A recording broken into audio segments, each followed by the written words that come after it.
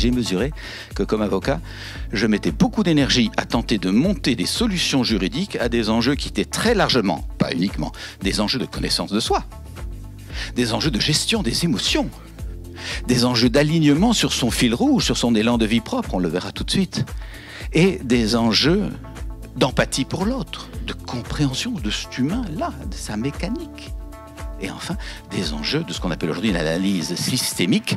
Qu'est-ce qui s'instaure dans un système relationnel qui a ses lois? Dès que deux personnes sont ensemble, un couple, une famille, des associés, une équipe de travail, il y a bien sûr des lois. Et rien dans ma formation d'avocat, pourtant livré, comme dans vos métiers, à la relation humaine, dans tous ses états tous les jours, ne m'avait formé à l'intelligence émotionnelle. Pas un cours de gestion des émotions, pas un cours de connaissance de soi, pas un cours de compréhension de c'est quoi l'élan de vie d'une personne, vers quoi tend-elle et comment est-ce que je peux mieux comprendre ça. Pas un cours d'empathie. Or, comme vous, un avocat écoute pour tenter de comprendre. Ou devrait en tout cas écouter plutôt que de fourguer des solutions sans avoir écouté.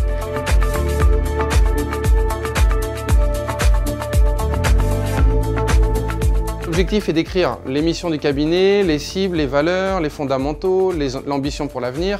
La vision est ici, hein, on est plutôt sur le haut. Vous avez des descriptifs ici, donc ça permet de, vous aurez le support, donc ça permet de bien repréciser quels sont l'ensemble des éléments que je dois porter. Quand on regarde tout ça, ça paraît, oui, ça fait partie du travail et c'est cohérent au regard de tout ce que l'on a envie d'être et ce que l'on espère être.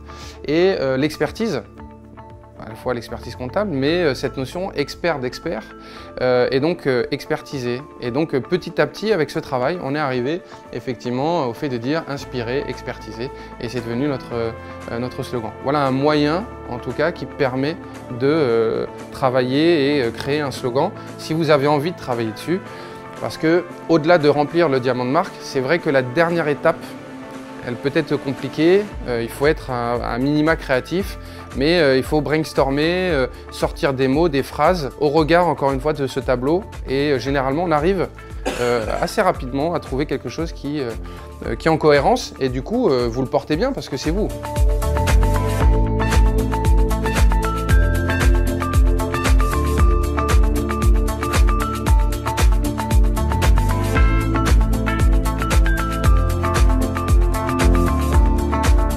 On s'aperçoit, c'est très intéressant, moi ça m'a passionné, je pense que vous le sentirez, on s'aperçoit qu'en fait, en regardant les modèles d'entreprise aujourd'hui, il y a 5 grandes familles de modèles.